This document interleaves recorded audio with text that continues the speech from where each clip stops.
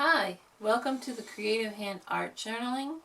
I'm Jill Langdon. I'm your host for today, and what I plan to paint is another aspect of fall that we have in Maine. It's called apple trees, and they are full and they are dropping their apples. So right now I've used turquoise blue with a mixture of white in order to get the background sky.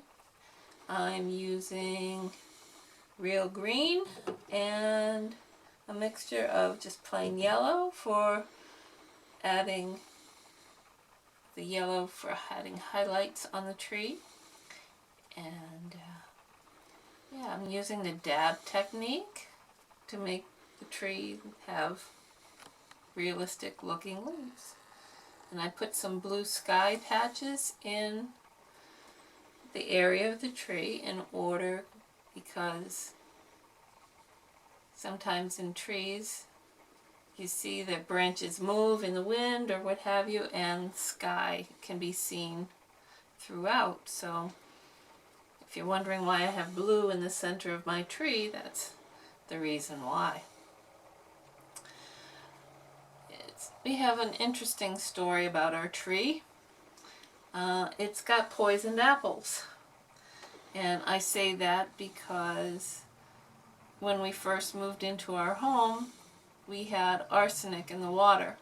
And we lived near a quarry, and for some reason in Maine, that produces arsenic in the soil. So we've learned that, I don't want to grow anything directly in the soil, otherwise we'll have arsenic in the produce. So that's one reason why it's more important to go and get your produce from an apple orchard where you know that the soil has been tested and you won't have poison apples. So I'm dabbing in the color of light green with the yellow and adding highlights to my tree, and I found that I can also use a faster dabbing method for my flowers, leaves, and they are coming in quite nicely. I'm thrilled with what's going on here right now. So back to the poison apple. I'm reminded of Snow White and the Wicked Witch. It's like, I can have poison apples and I don't even have to use a magic potion to get them. So I thought that was really interesting. And then speaking of Disney, last night Dave and I ended up watching Mary Poppins. And I found that to be a really good movie. Right now I'm mixing Hot Rod Red and the Real Green to make a brown. I'll put some blue and white in there too, why not? To make a brown for the trunk. There we go. There, nice. That looks really good. I'm going to put some branches up in the tree too to give it some support. Help if I finish the trunk. And at the bottom, the trunk kind of goes out like a flaring skirt, and that is to show its support of the tree.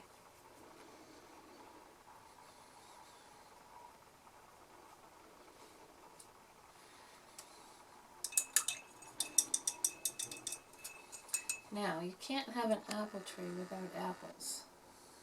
So I'm going to put in a couple apples in the tree, but actually there's not many left. For our tree, since it's fall, they're mostly on the ground. So I'm going to put in a slew of apples down here with red dots, and then put in the grass.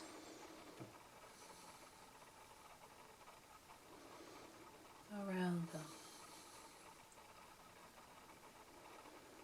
The other thing we have going on in Maine is the changing of the leaves.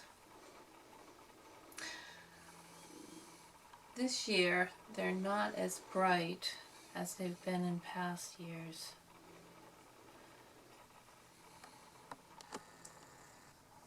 Which is kind of disappointing.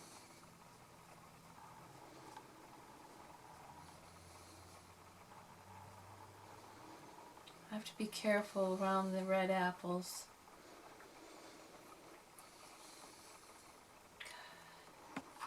I've finished my trunk and mixed up some more yellow and green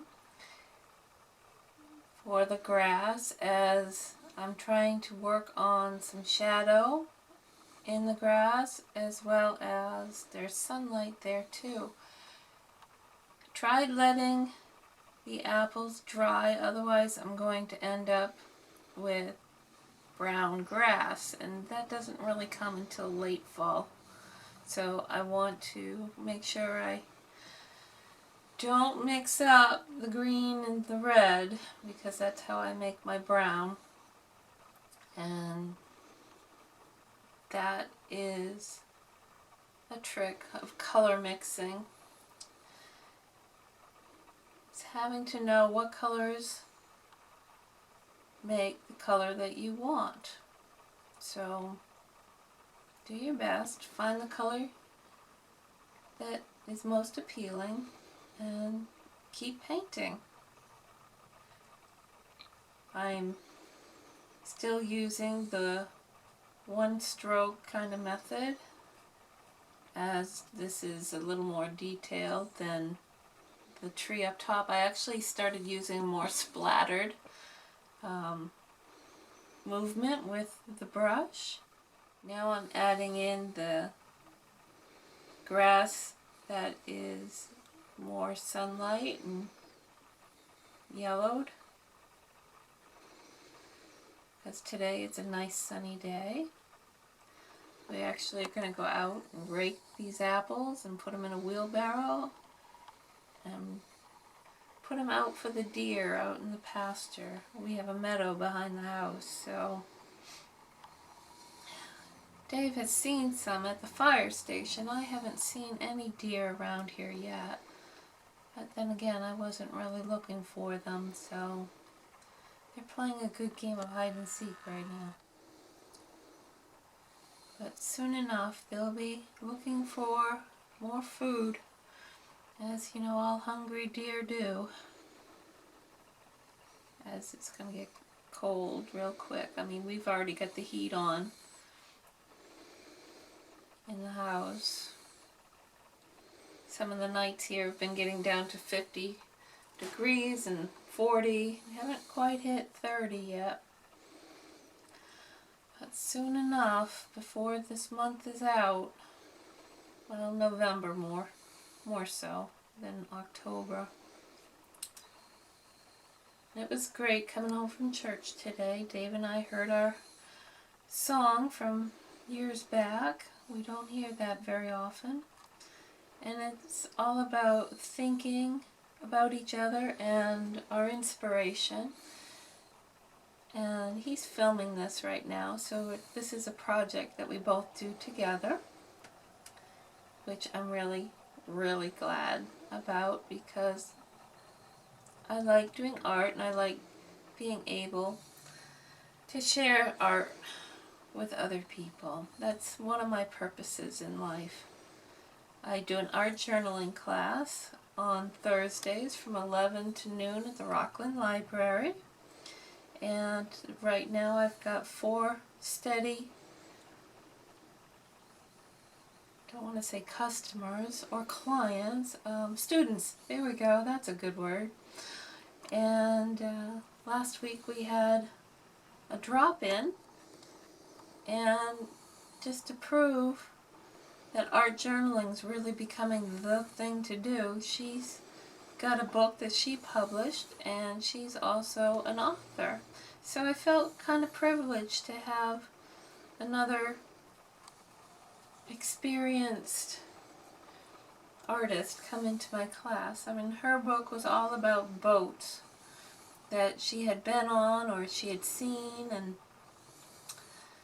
had stories about them, and then it was illustrated. So I thought that was really interesting.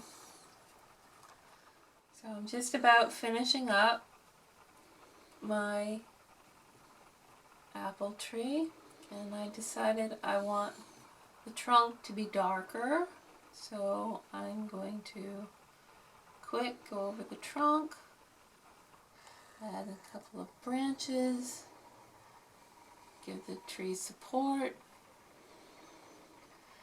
and lastly I'm going to add my emoji for today, because yes, we're going to go out and rake all these apples and feed them to the deer, which is good environmental help. So there you go, today's project, creative hand, apple tree, and fall. Thank you for joining me. Bye.